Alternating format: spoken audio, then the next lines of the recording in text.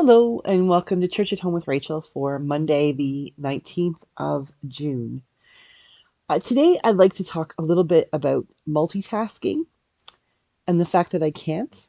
I am like the world's worst multitasker. I might argue that there's no such thing as actual multitasking, that when you are doing something, you are doing something. You're paying attention to one thing in particular.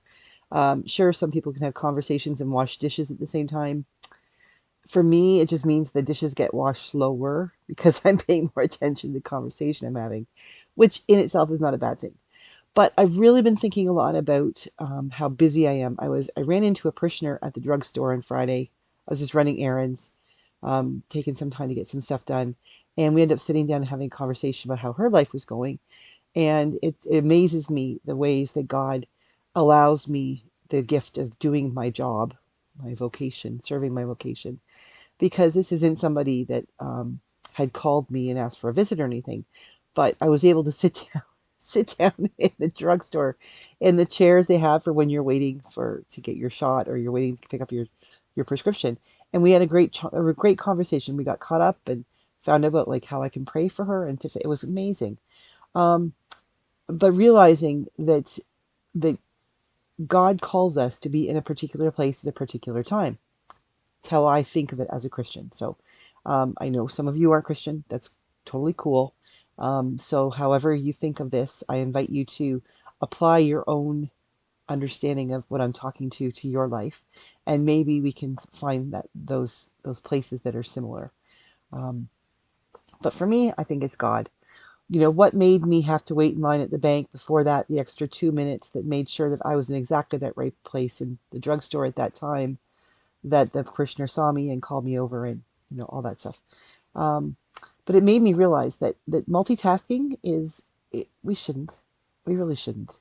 We should be focused on what we're doing. If it's playing with your grandchildren, you should focus on playing with your grandchildren.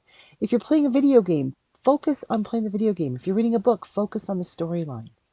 If you're standing on your front porch watching the sky get darker and darker and you're praying for rain, pray for rain.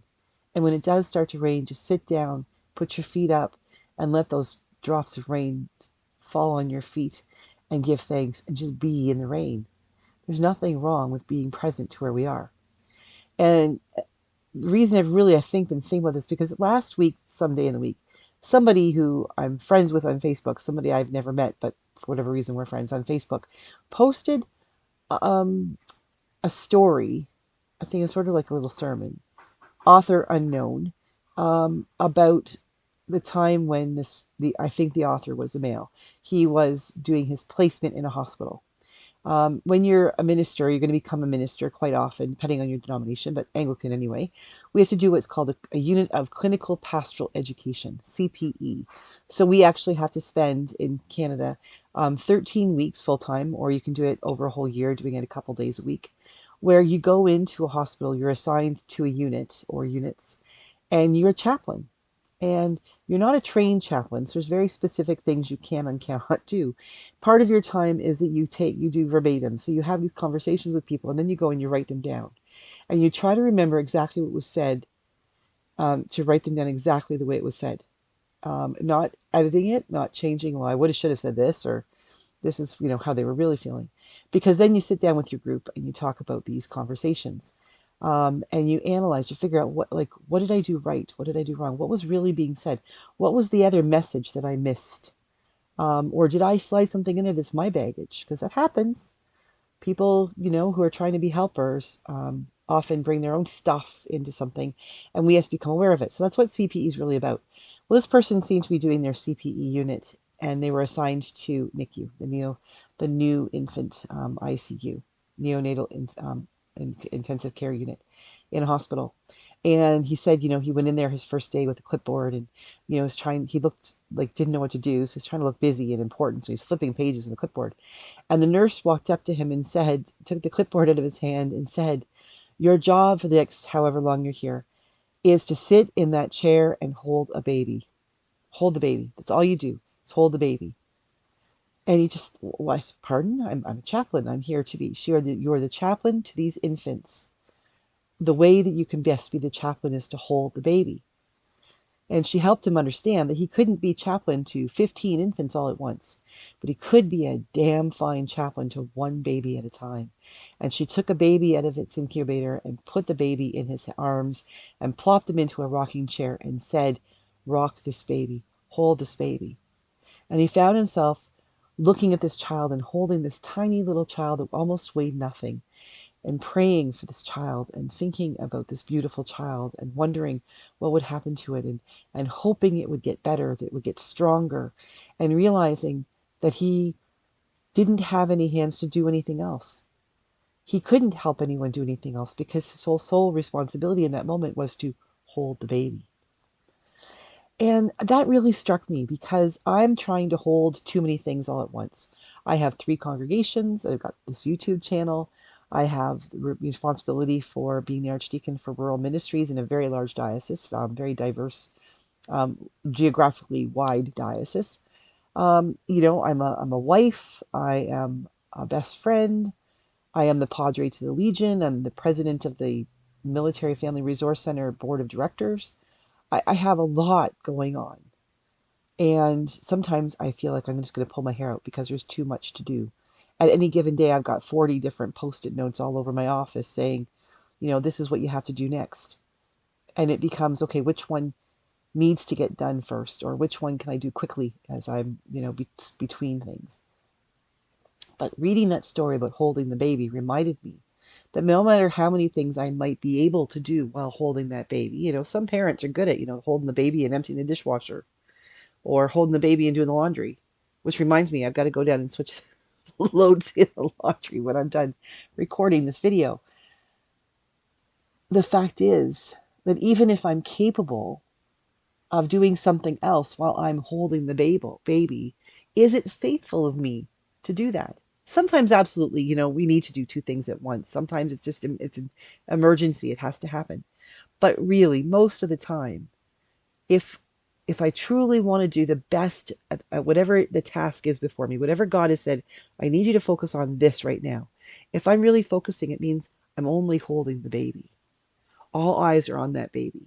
Right now, all eyes are on making this video and doing the best I can at making this video, even though I just heard the ice maker dropping some more ice, and I think that I heard my husband come up the front steps, and there's somebody standing across the road. They're probably going to deliver something here to the house. My focus needs to be on creating this video. I need to hold the baby. The reality is, there are many things I could try to do all at once. And most likely what would happen is what happened last week when I went to record my video. I came into the room thinking about something else, and I had a brand new hot steaming cup of coffee, and I tripped on something and it poured all over the floor, all over the carpet, all over the desk, didn't hit my computer. But I was paying attention to too many things. I wasn't focusing on holding my coffee. I wasn't focusing on what I had to do to prepare to create my video.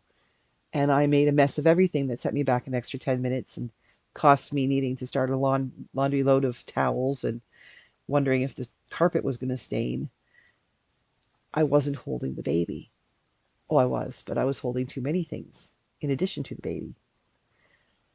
What baby do you need to hold today? Or maybe you need to hold many babies today, but can you hold them one at a time? Today I need to prepare a sermon, and I need to do a bulletin, and I need to go to Vermilion, and I have to do I'm going to do a communion service at the lodge where the senior center, the retirement home is, and I'm going to do my coffee and conversation time at the church, and but the fact is I can't do any of those at the same time. Each single one has to be held like the baby, and I have to pay attention to it. And when I give it my all, when I give it my complete attention, just maybe I will do what God is calling me to do in that moment. Like visiting with my parishioner at the drugstore when there were tons of people wandering around, and I got my chair turned with my back to everything so that whatever she was saying, people would, number one, they would know that we were having a private conversation, and number two, nobody else would hear her. Because in that moment, neither one of us needed to be distracted. What we needed was to be present to one another. I had to hold the baby. So as you go about your day, I pray that you hold the baby well, whatever that baby might be. The baby might just be you. The need for you to take some time for yourself and not get distracted by the needs of everybody else, or your to do list, or whatever has to happen next. But just to take 10 minutes and sit down and say, I'm going to go and take my lawn chair and put it on the front lawn and wiggle my toes in the grass. Or I'm going to go and sit in front of my radio and listen to my old music that I haven't listened to for so long.